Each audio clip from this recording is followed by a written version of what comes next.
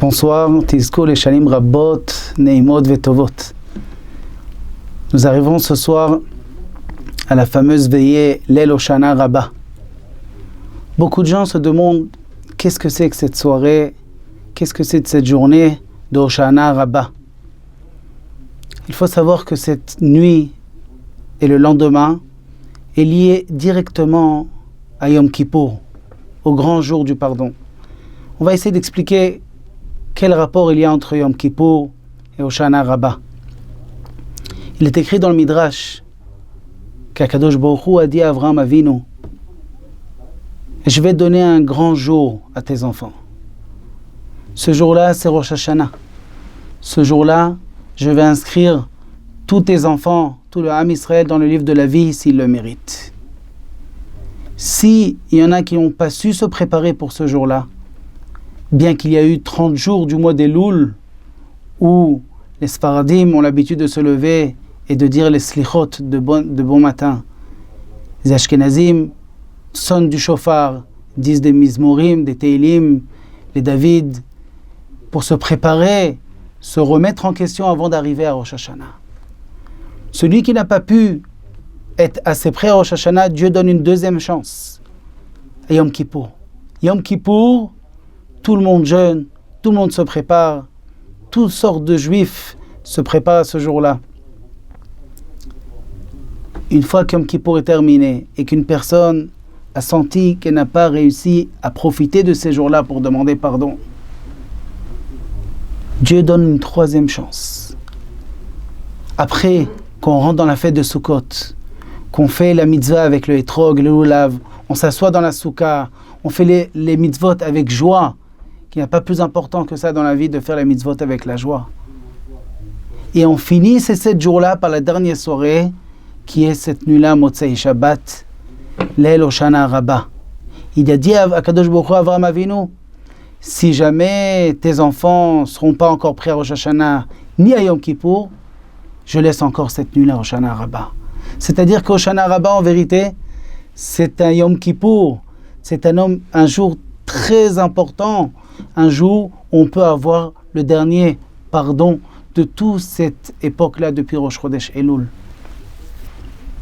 Si on fait le compte, Hoshana Rabbah, Hosha, on demande à Kadosh Baruch Hu, délivre-nous, libère-nous de ce Yetzer Hara et donne-nous tout ce qu'on a besoin pour cette année. Hoshana, Na, ça s'écrit Nun Aleph, valeur numérique 51. Hoshana, délivre-nous, libère-nous ce 51e jour. Pourquoi 51e jour? Si on fait le compte depuis Rosh Chodesh Elul, tout le mois d'Elul c'est 30 jours, plus depuis Rosh Hashanah jusqu'à ce soir, ça fait Kaf Aleph 21 Tishrei, ça nous fait en tout 51 jours. Hoshana Rabbah, ce jour est grand parce que c'est un jour où Akadosh Baruch Hu va pouvoir nous pardonner si on fait tchouva comme il faut. Le Harizal, dans ses livres Sha'ar HaKavanot, nous ramène le Zohar dans Parashat Vayechi, la page 220. Là-bas, il est écrit qu'en vérité, il y a 3 signatures. La signature à Rosh Hashanah, dans quel livre nous allons être inscrits. Ensuite, il y a la signature, le cachet à Yom Kippour. C'est le cachet intérieur. La lettre est écrite, on va les donner aux shlichim, on va les donner aux malachim, à ceux qui vont venir faire et accomplir ce que Akadosh Baruch Hu a décidé pour nous cette année. Ça s'appelle à Yom Kippour Chotam Pnimi, le cachet intérieur. Mais il y a encore un rattrapage. Il y a Hoshana Rabbah. Ce soir-là, nous avons le cachet extérieur, c'est-à-dire on ferme la lettre et on met le dernier cachet avant de l'envoyer au malachim pour accomplir ce qui est écrit dans cette lettre. Donc on a une dernière chance avant que la lettre parte à Shmini Atzeret, à Simchat Torah, on a une dernière chance de faire tchouva. C'est pour ça que cette nuit-là est très très importante. Cette nuit-là, il est interdit de la perdre. Il y a des gens qui se promènent, qui discutent. Quand on discute, on risque de dire du lachon hara, on risque de se moquer. il vaut mieux faire attention. Si on n'arrive pas à faire attention, il vaut mieux aller dormir que de rester réveillé, de discuter, de parler. Ce soir-là, il faut profiter de chaque instant. Notre vie dépend de cette soirée-là, de cette soirée-là. C'est la raison pour laquelle celui qui nous a dévoilé, le Harizal, qui nous a dévoilé l'importance de ce soir-là, nous a donné aussi le tikkun. Qu'est-ce qu'il faut faire ce soir-là? Alors il nous a dit que le plus important, c'est depuis la tombée de la nuit jusqu'à Chatzot. C'est-à-dire depuis ce soir-là, Motzei Shabbat, dès que Shabbat est sorti, jusqu'à Chatzot, c'est, je pense, à Paris, à 1h41. C'est-à-dire que tout ce moment-là, il faudra faire le tikkun. Quel est le tikkun que le Harizal nous a dévoilé? Eh bien, c'est le Sefer Mishneh Torah, le Sefer Devarim. C'est le dernier livre des 5 volumes de la Torah, où là-bas, on peut appeler ce livre-là le livre de morale de Moshe Rabbeinu. Où là-bas, Moshe Rabbeinu nous fait des remontrances. Là-bas, nous explique encore une fois toute la Torah, rapidement, sur un seul livre, le livre de Devarim. C'est pour ça qu'il faut le lire mot à mot, toute cette soirée jusqu'à Chatzot, sans être dérangé. Maintenant, si on veut le faire comme il ne faut pas arriver 1 heure avant Chatzot. Pour le faire comme il nous faut à peu près 3h30 de lecture. Donc venir 3h30 avant 1h41. S'asseoir en groupe et le faire mot à mot. Et un peu avant Chatzot, le terminer pour pouvoir dire Kriyat Shema. Et ensuite, après, faire Tikkun Chatzot, Tikkun Léa. Si on a fait ça, Baruch Hashem, on l'a fait Besimcha, on l'a fait avec joie. On a réussi à faire le dernier Tikkun comme il fallait avant de commencer une nouvelle année. Et le minhag, l'habitude, elle est de rester toute la nuit ensuite à lire tout le Tehillim. Pendant le Tehillim, chaque livre, il y a 5 livres du Tehillim. Chaque livre, à la fin, on dit des slichot, on prie à Kadosh Baruch Hu, étant donné que c'est Yom Adin, c'est un jour comme Yom Kippour, un jour où tout va être décidé, tout va être décrété ce soir-là. Il faut faire très attention de ne pas perdre son temps et de prendre toutes ces précautions. Écrit dans les livres saints, dans le Kaf HaChaim, dans le Ben Ishraï, d'aller, avant ce soir-là, d'aller se tremper au mikveh.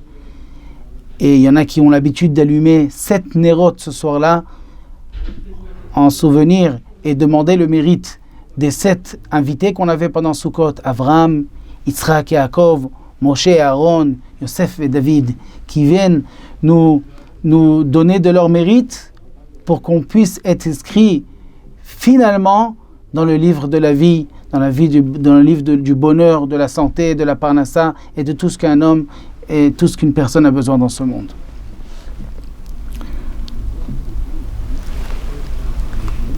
Il est écrit dans le Midrash, une histoire que tout le monde connaît, on lit cette histoire dans la Haftara à Yom Kippour, l'histoire de Yona Hanavi. Yona Hanavi, lui, est parti pour se sauver ce qu'Akadosh Baruch Hu lui a demandé d'aller faire. Akadosh Baruch Hu lui a dit, tu vas aller voir la ville de Ninvé et tu vas réprimander les gens. Les gens sont des fauteurs, les gens ils font des avérotes, va les réprimander.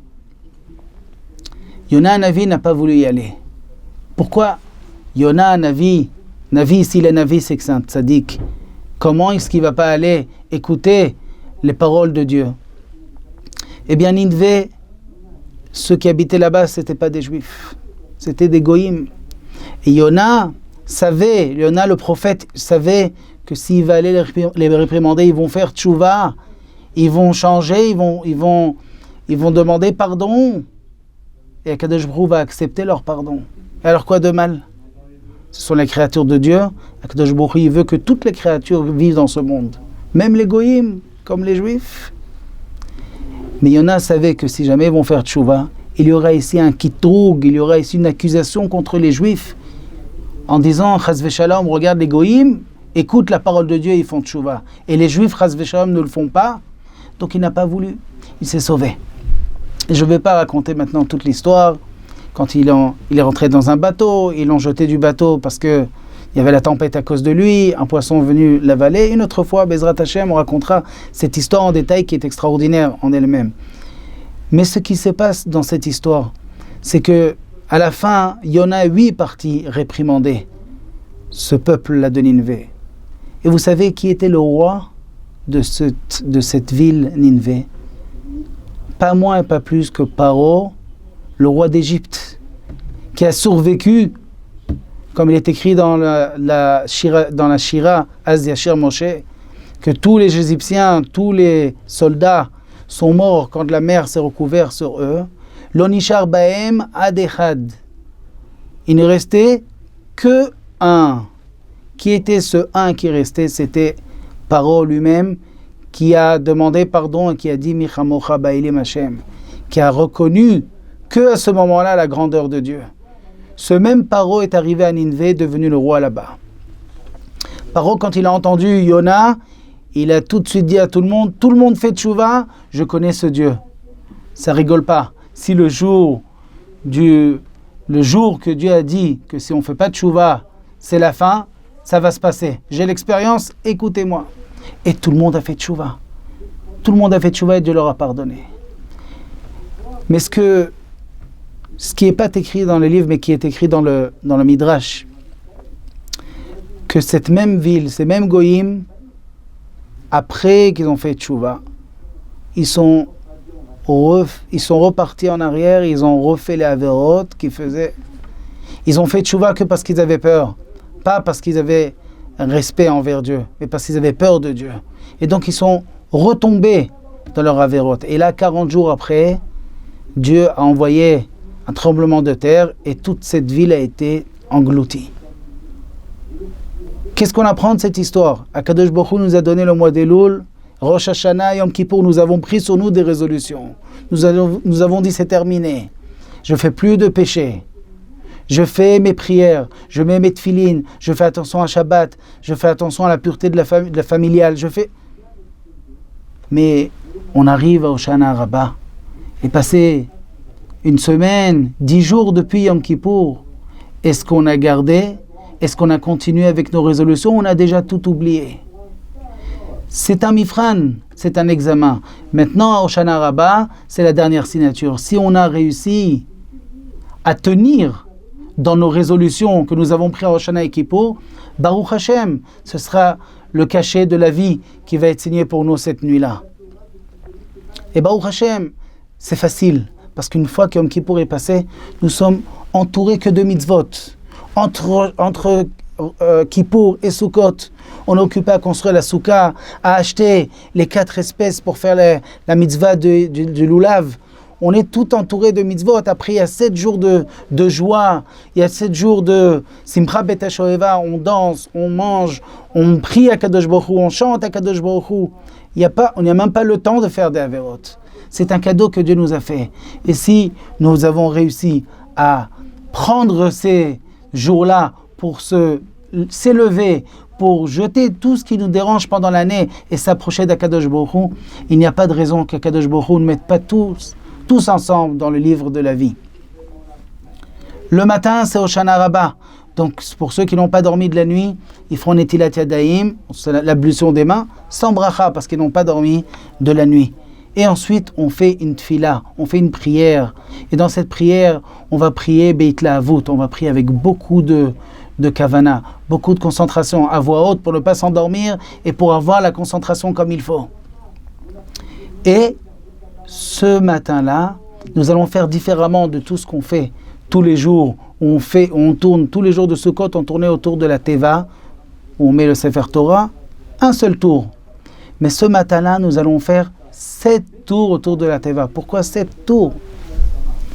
Eh bien, nous allons être armés ce jour-là. Nous allons avoir le Etrog, le Ulav, la Harava et le Hadas dans les mains. C'est notre arme. Ce sont les mitzvot, c'est notre arme que nous avons contre le Satan. Nous allons tourner autour de la Teva, comme quand Yoshua ben Nun est rentré dans la terre d'Israël et qui a commencé par la première ville. Il s'est battu contre la première ville, la ville de Yéricho. Comment est-ce qu'il s'est battu contre cette ville? Eh bien, c'est très simple.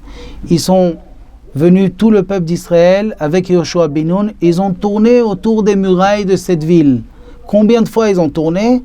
7 fois. Chaque tour, les murailles s'effondraient petit à petit. Jusqu'au 7e, où les murailles sont effondrées complètement et ils ont gagné cette ville. Nous allons faire la même chose ce matin-là de Hoshana Rabbah. Nous allons tourner 7 tours Mais qu'est-ce qu'on veut éliminer dans ces 7 tours? On veut éliminer les barrières qui nous séparent entre nous et Akadosh Baruch Hu, entre nous et Hachem. Nous voulons plus de barrières. Nous avons le Satan et le Tzara qui n'arrêtent pas de parler contre nous, nous met des barrières. Nous voulons plus de barrières. Nous voulons qu'Akadosh Baruch Hu entende nos prières. On veut être proche d'Akadosh Baruch Hu. Alors on va tourner 7 fois avec le Etrog et le Lulav.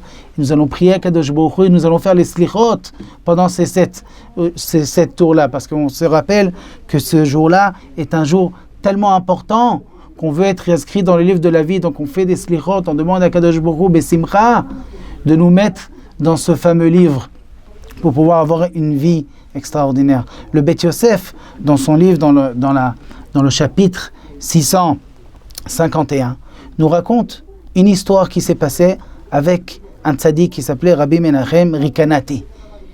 Il avait comme invité à Sukkot un chassid ashkénaz qui s'appelait Rabbi Yitzhak. Et cette nuit-là, ce Rabbi Menachem Rikanati a fait un rêve. Dans ce rêve, il voit que son invité, Rabbi Yitzhak, était en train d'écrire le nom d'Akadosh Baruch Hu, Yud, Ke, Vav, mais le dernier He, il le mettait plus loin. Il ne le mettait pas à côté. Ce qui est interdit, quand on écrit le nom d'Hachem, il faut l'écrire juste une lettre à côté. Le maximum de séparation, c'est comme l'épaisseur d'un cheveu. Et là, il lui dit, Rabbi Menachem, dans le rêve, c'est pas comme ça qu'on écrit. Il faut rapprocher le He. Quand il s'est levé le matin, il ne comprenait pas qu'est-ce que voulait dire ce rêve-là. Et voilà le matin. C'est le matin où on fait la mitzvah de Souka.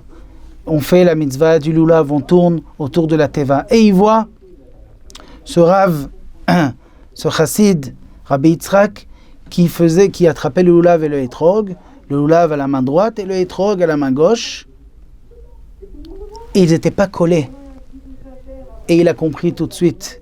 Rabbi Menachem, c'est quoi le problème? Il est parti le voir, il lui a dit, tu sais, chaque espèce représente une sorte de personne du Am Israël. Le peuple d'Israël, il y a 4 sortes de personnes dans le peuple d'Israël. Il y a celui qui fait des mitzvot, mais qui n'étudie pas la Torah. C'est celui qui a une bonne odeur, mais il n'a pas de goût. Celui qui a une bonne odeur, qui n'a pas de goût, c'est le Hadas. Il fait des mitzvot, mais il n'étudie pas la Torah. Il y a le Lulav, qui a un goût, c'est la date, mais il n'a pas d'odeur. C'est celui qui étudie la Torah, mais qui ne fait pas des mitzvot. Il y a la Harava, qui a ni bonne odeur, ni bon goût. C'est celui qui ni étudie la Torah, ni fait les mitzvot. Il y a le tzaddik, qui étudie la Torah, et qui fait des mitzvot qui représentent le Etrog. Ce sont les 4 sortes de personnes qu'il y a dans le peuple d'Israël. Mais même s'il y a des gens qui ne font pas des mitzvot, ou il y en a qui sont enfants mais qui n'étudient pas la Torah, nous sommes tous les enfants d'Akadosh Baruch Hu. Pour que le nom de Dieu soit uni, il faut que tout le Ham Israël soit uni. Donc les Arba Minim, les 4 espèces, il faut les rassembler. Et si on ne les rassemble pas, il y a une lettre d'Akadosh Baruch Hu qui est séparée. Comme il y a 4 espèces, il y a 4 lettres dans le nom d'Hachem, Yud, Ke, Vav, Ke. Si on éloigne une espèce, Chas v'Shalom, il manque dans l'unité d'Akadosh Baruch Hu. Nous voulons faire que le Ham Israël soit Meuchadim, qu'il soit ensemble dans les mitzvot, dans la Torah, dans la vie. C'est la raison pour laquelle il faut faire attention quand on va tourner autour de la bima. Il faut faire attention que l'arba minim, les 4 espèces soient collées. C'est vrai que c'est un peu difficile parce qu'il faut attraper le sidour. Ça fait partie de l'ambiance de Hoshana Rabbah, où il y a le sidour qui tombe, il y a le talit qui tombe, il y a le lulav qui va dans l'œil de l'autre. Mais il faut faire attention, bien entendu, à ne pas faire des problèmes ce jour-là. Mais quand il y a une ardoute, quand il y a une ambiance, quand on s'aime tous, ça fait une tfila avec beaucoup de joie. Ça fait une tfila avec beaucoup d'entrain. Et avec ça, on peut arriver à avoir une Hoshana, une délivrance. Il est écrit dans les livres aussi, il faut faire attention encore une chose, que quand on fait les Hoshanot, alors on demande à Hachem Hoshiana en bougeant, en faisant les Ninouim, en bougeant le Lulav. Quand on le bouge de plusieurs côtés.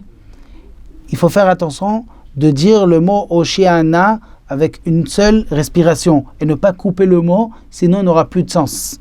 celui qui n'a pas une respiration assez longue pour pouvoir dire ce mot-là, chanter ce mot-là en faisant tous les côtés, eh bien, qu'il dise le mot et ensuite qu'il fasse les côtés, mais ne pas couper le mot en plusieurs fois. Je vais juste terminer par le mina que nous avons à la fin de la tfila, de faire ce qu'on appelle la chabata de la harava. Alors qu'est-ce que c'est d'abord cette histoire qu'on prend 5 bâtons de harava ce soir-là?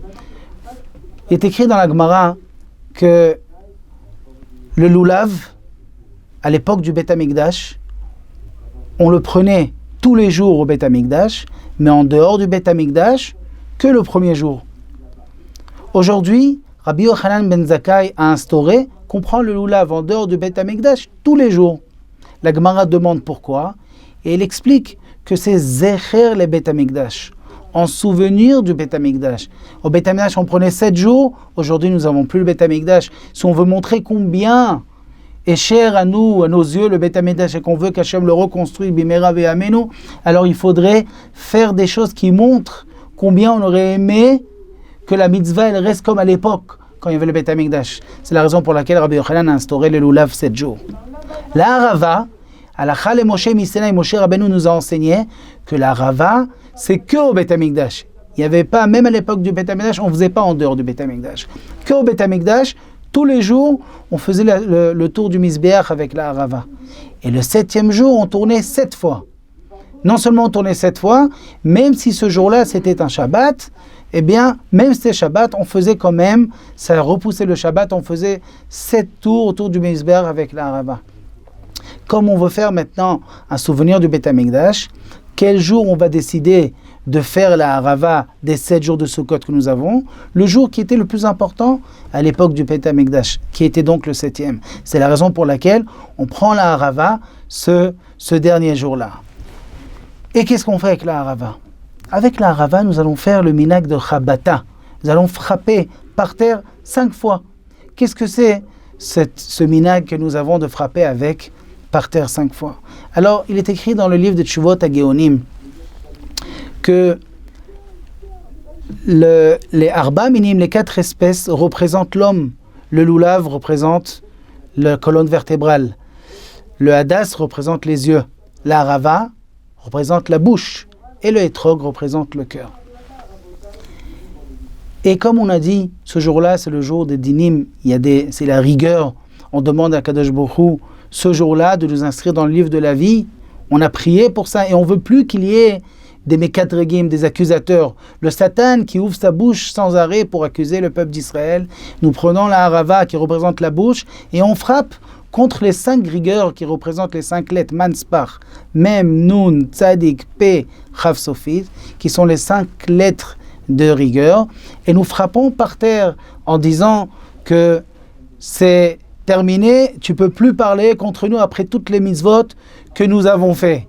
C'est pour ça qu'on frappe Kol Keli Yutzar Alaïr Lo Yitzlach. Tu ne pourras jamais contre nous parce que Kadosh Baruch Hu, il nous aime, il veut notre bien. Et c'est la raison pour laquelle on a instauré, Kadosh Baruch Hu nous a instauré tous ces jours-là après Yom Kippour, de mitzvot, de simcha, de achdout, d'être tous ensemble, d'être tous joyeux ensemble. C'est un sirop de concentré pour toute l'année, pour tout prendre cette joie et l'utiliser toute l'année pour être tout le temps dans l'entrain de faire des mitzvot et d'être toujours ensemble dans la joie toute l'année.